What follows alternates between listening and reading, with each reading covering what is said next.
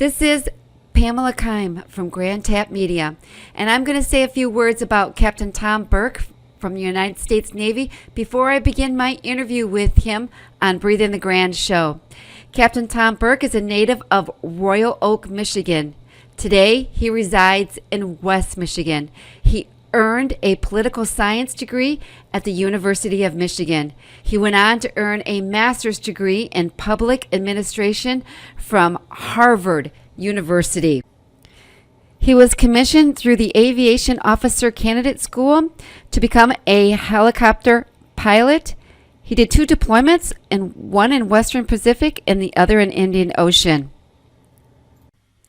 His shores of duties included an assignment as an intern at the Joint Chiefs of Staff during Desert Shield and Desert Storm. Later, he was working at the Pentagon during 9/11 and the beginning of the Iraq War. He went on to earn a degree in nuclear engineering in order to advance. He served as the first executive officer of the USS George H.W. Bush, went on to command the USS Blue Ridge, and then was the commander of the USS Ronald Reagan. He has earned many personal awards and accommodation medals. He is truly an American hero, and I am honored to have him on Breathe in the Grand show. Hello, West Michigan. This is Breathe in the Grand show. My name is Pamela Keim from Grand Tap Media. The show was produced by Keim Concept. And the spirit of the show is to introduce West Michigan to their neighbors. And boy, do I have a very, very special neighbor for you to meet today. And he lives in West Michigan. And again, I'm so honored to have him because it is something dear to my heart, is the veterans, the military forces for our country, the people that protect us. And he is a captain was a captain in the U.S. Navy. And I want to introduce to you today Captain Thom Burke. How are you? How are you? And I just cut that a little bit short so you can go on to what you do, because I want to make sure that I give you all the accolades, because David and I, if you know that Thom is a dear friend of ours, David thinks you're an American hero, and so do I. So let's just tap right in. This is what we do with the spirit of the show. I know I've had your wife on. If anybody remembers, I had Laura Burke, who is a wonderful artist, and on my show. And the spirit of the show is that we just want to tap in like we would just meet, and we were your neighbor. And what would you say about yourself as I got to know you? So we're going to put it off to you. So you tell us exactly why did you get into, wanted to be a captain and go into the military? Was it your family? And as David joked, did you watch, Officer and a Gentleman and saw, Richard Gere and Deborah Winger and say, you know what, that sounds like a great career. And I grew up with Top Gun, and I thought that was a wonderful Navy movie too. So I'm going to leave it to you to start this off here. All right, well, I'll start with Top Gun. I was already in flight school when Top Gun came out. Okay. It's shocking how many inaccuracies there are in that movie. How many things are actually not true, and they take your wings and you'd never fly again. But it's Hollywood, so there you go. No. I graduated Michigan as a political science major, was interested in the CIA or the FBI, things like that. I talked to the CIA and they said, well, you're not ethnically interesting, you don't speak any interesting languages, you don't really have a skill set that we need. You should go to the military or go to law school. Do something really? like that. Wow, okay. Okay, all right, thank you. So I went to law school. I've probably never told you this, I don't talk about it a lot, but I was in first year law school, really enjoying it, very interesting, but I knew I didn't want to be a lawyer. I knew it was just a means to an end. And I was taking out student loans, and I'm all this debt's coming in. Meanwhile, President Reagan at the time was really building up the military, going to a 600-ship Navy, and I started thinking, I could join the service for 4 years and qualify for the CIA or the FBI and not have to get a bunch of student loan built up. So I finally got over the incredibly painful process of doing the application, which was just, at that time in my life, at that age, was like an impossible do. Oh Fill my out God. this massive application. And sent it in and got accepted. And my dad talked me into trying flight school, even though I'd never flown anything in my life. Okay. And I finished first year finals, did fine, and never went back. So I did first year law school. I never went back for second and third year. And where was I went this to at? U of Pensacola, M? Florida. Was No, it was at Wayne State. Wayne State? Yeah, Okay, yeah, so you're yeah. still in Michigan? Really? Well, I'm glad you didn't become a lawyer. Yeah, well, I mean, at the time I thought I'd wasted a year of my life. Here I am, I'm off track now, I'm going to the Navy. I just wasted a year. It turns out that was completely not true. I learned Right. so much of how lawyers think, why they think the way they do, how to look at both sides of an issue, how to try and just passionately advocate for either side of a point of view. I learned a ton, and it really served me well in my career. But at the time, I thought I'd wasted a year. So I went to the Right. Navy for 4 years and never looked back. I just had such a great time and great career and so many engaging things to do and so many diverse things to do.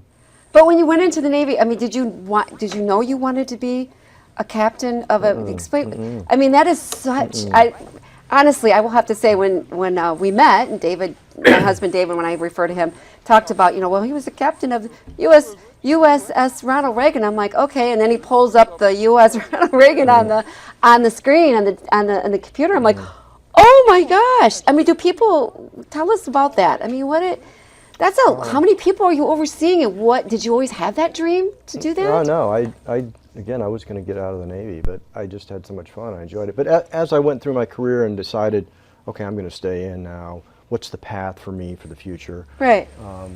I had, we talk about glass ceilings, and there are a lot of them out there besides the ones we commonly refer to. Well, in my case, I was a helicopter pilot in the jet pilot world on the carrier.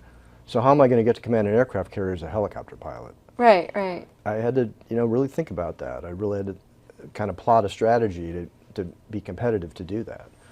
So I ended up being the third or fourth nuclear helicopter pilot ever to command a carrier. So it's all happening now, but 10 years prior to it all starting to happen, I had to sort of see that it was going to be possible eventually someday. Okay. And so I had a mentor who got the first carrier, a guy named Jim McDonnell. I learned a lot from, and amongst so many others along the way. Did they look at you and thought, if they got to know you, it's like, okay, you would make a great... Well, yeah, I mean, your mentors, right? They like you. That's why they're mentoring you. right. So, they saw something in me, and they thought I had potential to do well and move on, and so yeah, they were certainly encouraging and gave me, helped me get to the next level after I thought about doing it. Okay, and so when you're getting into it and you're going into your career, is that when let's get down to right there, you may have to, you're going to have to when you stay in the Navy, but you still want to have your personal life, right? And that's when you met Laura. Did she know you at that time when you were going through that? I met Laura in 1990. I was in the Pentagon. Okay. I was doing an internship at the Joint Chiefs of Staff. In fact, I showed up to the Joint Chiefs 6 days after Saddam Hussein invaded Kuwait. Wow. I was assigned to the Western Pacific to help. At that time we were closing the Philippines, the U.S. bases in the Philippines. Okay. I was assigned to a one-star admiral to help him with the base closure process. I did that for a morning. I got my pencils arranged in my desk. I got everything arranged. And there was an Army colonel in the shop next door who was dealing with this crisis of Iraq invading Kuwait. Right. And he said, I hear there's a new intern on the staff. I want him. And so I met the admiral. I spent 2 hours in my new office, and then I moved to a different office. And then I worked 7 days a week for the next year as we built up the coalition, conducted the campaign in Iraq and Kuwait, and then terminated the war in the terms we did. Colin Powell was the chairman. So and did the you whole get to gang meet got all there. of these gentlemen? Oh, I got to meet a lot of them, yeah. Yeah, the president? Did you get to see did you get to deal with the I president? met the president years later when I was the executive officer of George H.W. Bush. He came out several times while we were building his ship. Okay. So I met him a number of times when I was the XO of the ship, but I'd never met him when I was an intern, no. Wow. And I mean, okay, so you started way back then with the war there. We don't even hardly hear about that anymore because we're still dealing with, Iraq right now with the 20-year war. I mean, did you know it was going to be when we left there, did they really think that it was done, or we knew we were going to deal with this later down the road as we led up to 9/11, right? Yeah. So I was pretty fortunate in that sense that, of course, I didn't feel fortunate. I wanted to be out there in the cockpit, right, doing stuff. I'm sitting here in the staff job during this war. Everybody else is out there fighting the fight. Right, So right. I feel like I'm on the sidelines. But I learned a lot about how you do kind of grand strategy, how you really think about how to put the pieces in place for a campaign, do it right, and end it right in Iraq. And then so after 9/11, believe it or not, I was back in the Joint Chiefs of Staff. Now I'm quite a bit more senior, still pretty junior though. I was still a young, or a lieutenant commander. Okay. And 9/11 happens. Well, I was the desk officer for Central Asia and Afghanistan on 9/11 Where were you? in the Joint Chiefs again, in the Joint Chiefs of Staff. But So- where were you personally? Where were you Well, standing when you saw I it? I was stationed in the Pentagon, but on the day of the bombing, on the day of the plane flying into the Pentagon, I was actually on the beach in Virginia Beach with my kids on vacation. What was your And so, thoughts? the whole family, we were all just staring at the TV, and I said, well, we're going to freak out about this. And I said, and by the way, my vacation's over. I got to go back now. So I went back to work the next day. And then I worked 7 days a week for the next 8 months until I left that job. Oh my gosh, I couldn't even imagine. I mean, we were so, that as Yeah. Americans, we were so afraid when that happened.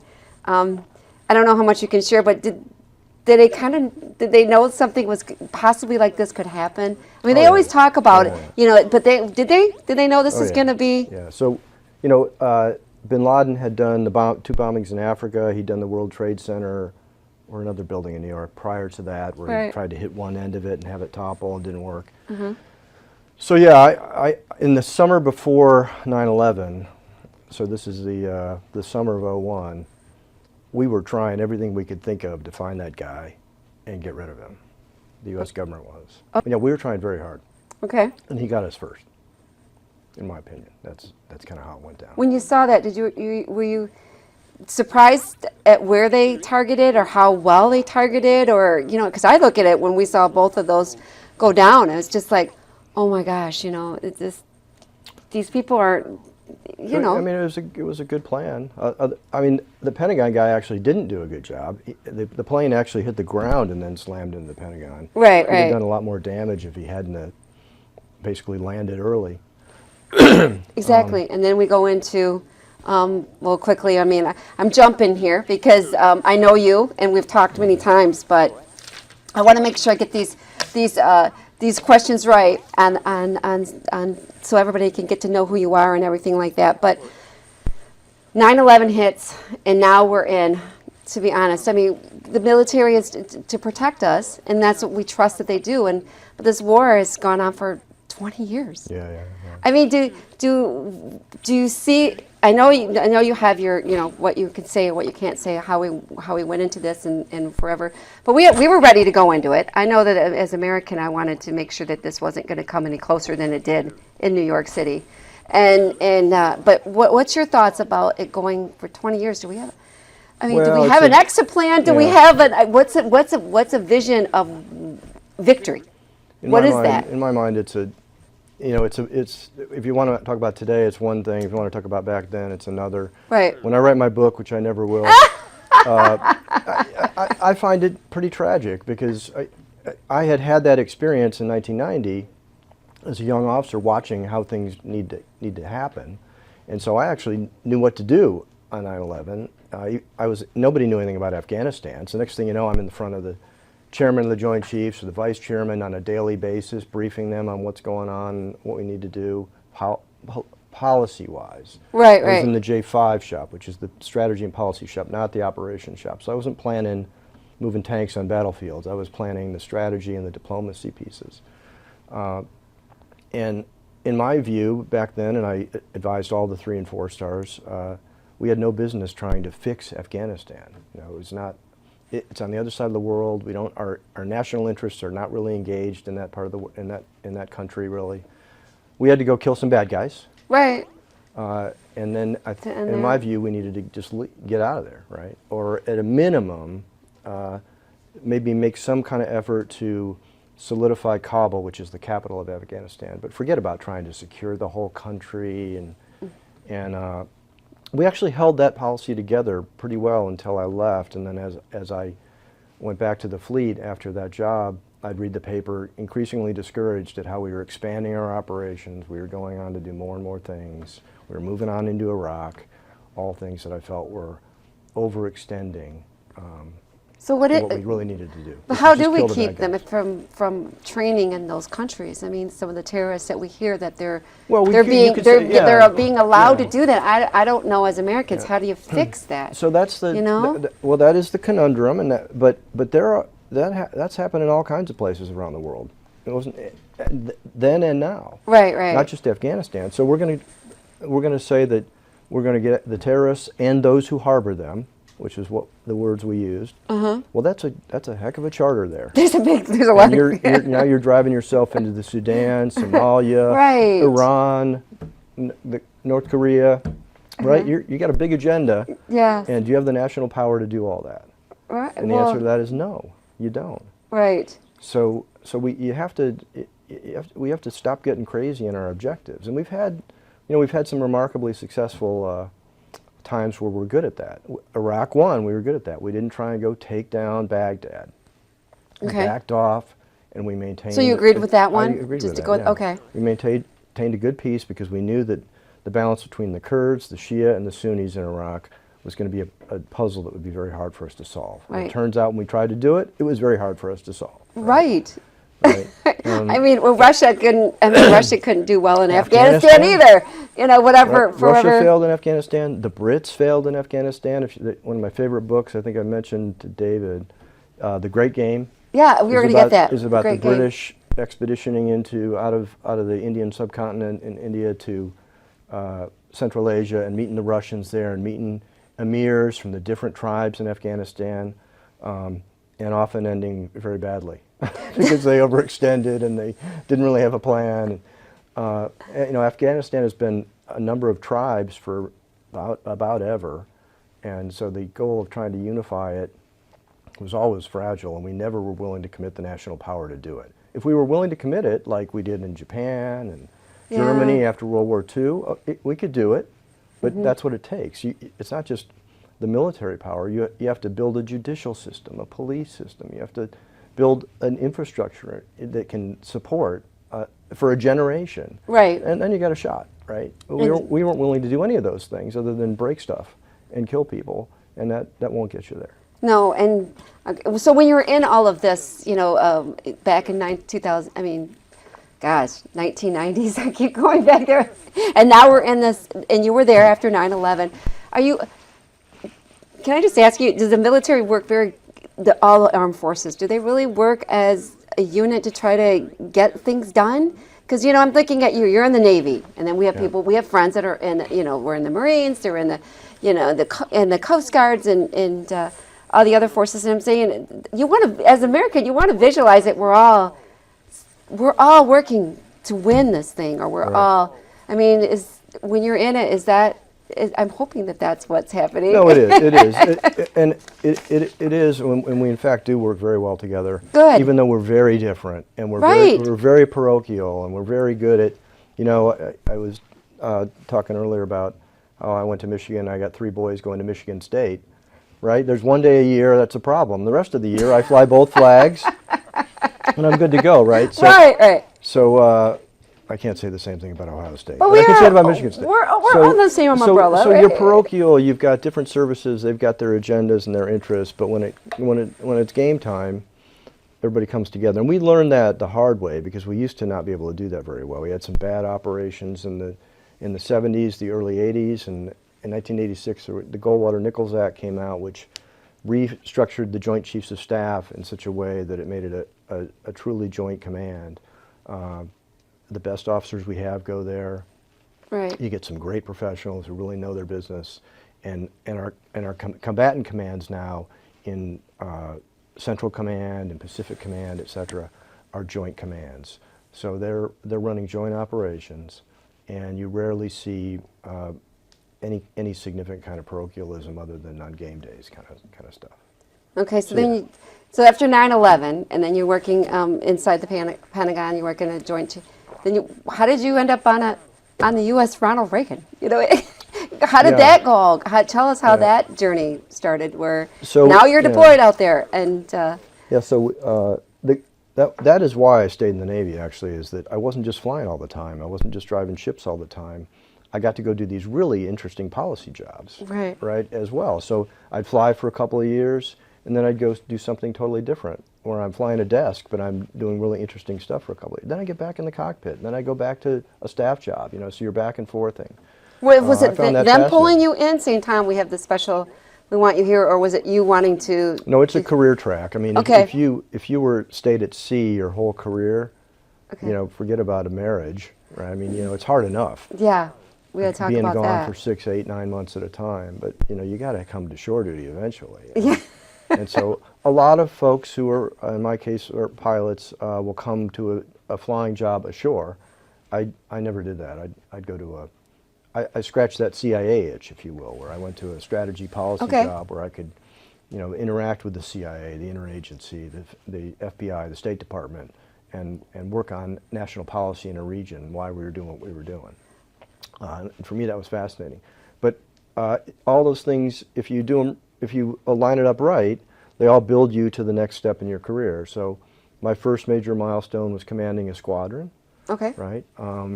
And if you do really well commanding a squadron, you could have a shot at commanding the entire air wing, which is all the squadrons on the carrier, or commanding the carrier itself.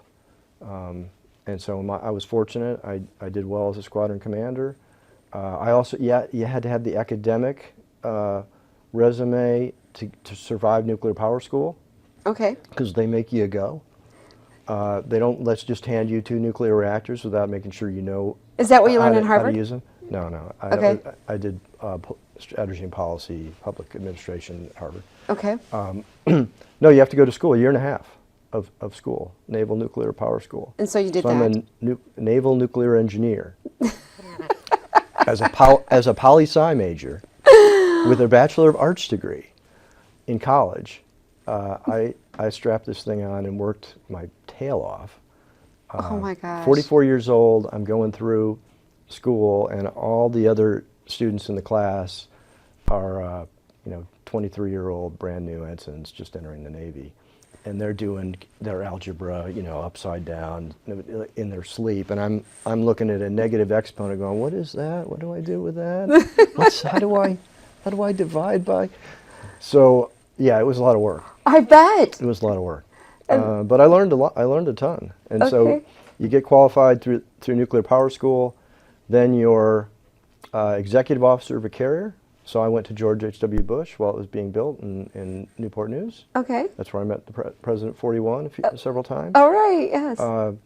After that, I went to Japan for 2 years. How's Commanded that? a ship out there. You're you're doing all this kind of stuff. So how's that working? Because you have 3 sons, right? Yeah. And a wife, and how? Yeah. Share a little bit how they had to kind of.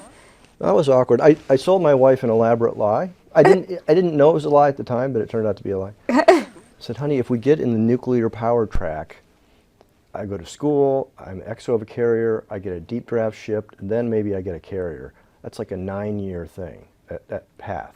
Okay. So I'll buy you a nice house in Norfolk, in Virginia. We'll be there for 9 years. It'll be great. She's like, oh, that sounds pretty good. Because Okay. we hadn't had a house that was our own forever. Yeah, because right? you guys. You're moving all yeah. the time. Right. Doing. So we bought this nice old colonial in Norfolk.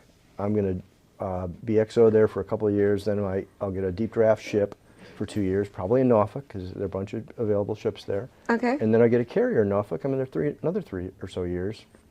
It's a big, long stint. Well, what happens? They send me to Japan for my carrier. I know. For my ship. So So you you packed I up the got- family and took them with you, I packed right? up the family. She didn't want to go. She didn't want to go. Oh my gosh. Okay. But now She loved it. It's her favorite tour, right? Loved it, She yeah. absolutely loved it. Yeah. So, we had a great time there. We had Well, a great well, time. luckily she was an artist, so she was able to pack up and move and be able to raise a family. If anybody knows, his wife is is a great artist. She's entered. She has her was an art prize just last year, but she was able to do that. So it wasn't like she had a certain career that she had to have her stay stable and do that. So you guys kind of made a deal, right? And we're gonna jump on. That's a big part of why we've survived 25 years of marriage and me being gone so much is that she does paint. She loves painting. She tends not to paint much when I'm around, but then when I'm gone, then she'll paint a lot. Right, right. So she's got things to do while I'm gone that she enjoys and she's wonderful at. So that's part of what keeps me out of trouble when I'm gone for such long periods of time. Yeah. Is that one of? So let's talk about when you were in Japan, right? And what exactly did you do in Japan again? I was the CEO of USS Blue Ridge, which is Okay. the flagship for the 7th Fleet. Okay. So the carrier's about 1,100 foot, 100,000 ton, big giant ship. Blue Ridge is kind of a training Okay. wheel ship. All It's right. only 600 feet. only 1,000 people. You only 1,000 people? Yeah, still pretty scary. Right. And it was the flagship for the 3-star. So you get to learn how to work under pressure with a 3-star looking over your shoulder, watching you maneuver the ship. So that was fun. So it was this year and a half, and then you got your training, and then you went on to be the captain of the U.S. And then I went to Ronald Reagan. That's To right. Ronald Reagan. That's right. Now let's get to that because that one's big. So let's talk about how many men and women that you oversaw. What did you what was your duties? Where were you? Where did you sail? Where was it? So let's start there. Yeah, that's a big question. Is it? So the crew is about 3,000, and then the air wing is another 1,500 or so, and then the flag staff is another 250, 300. So on deployment, you're almost 5,000 people full up when you're on a long deployment. 5,000 people. Yeah.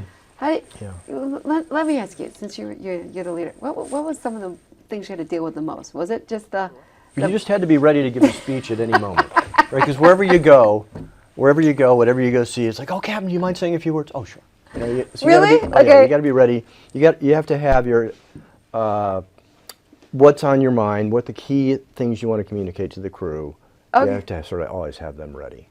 right? And you were deployed. How long were you out when you went out on a mission, or you went out and? The major deployment I Deployment? did was 2011.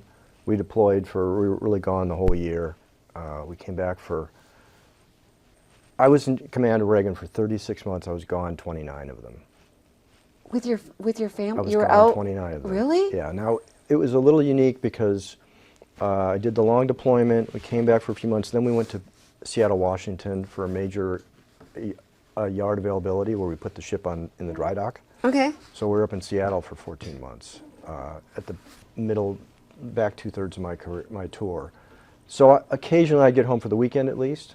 Right. I wasn't on the other side of the world, but I was still gone. Were you So- dealing with being the captain? Do you hear about other personally? I mean, there's probably people that their marriages didn't fare as well under those conditions. But when they do decide to sign on to that, they really are out for like 6 to 8 months at a time. They're away from their families. Yeah, carrier deployment is minimum 6. 6 months. Yeah, Okay. Unless we get fancy, and we've done some trickery occasionally where we do a couple 3-monthers with a break, but generally it's 6. Mine in 2011 was pushing 9, so it was a long time. It was a long time. Yeah. Well, I give Laura. I mean, well, that's probably why the spouses that are part of all of this. You have to give them a little. Got to give them credit. Yeah. That's a lot of you being gone, right? Yeah, With well, especially kids. Yeah, her and my kids, right? Right. So there were years of the boy's life I just, that are voids, right, where I wasn't around at all for them. So Alex, my youngest, is just starting Michigan. In fact, he's doing orientation. Laura's picking Right him now. up today. Yeah.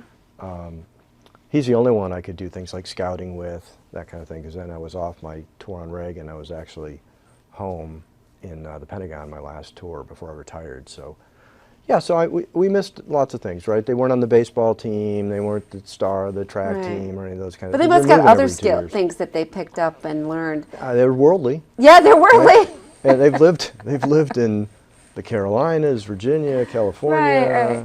here And- now, Japan. They've been to Hong Kong. They've been overseas. So yeah. Okay. Now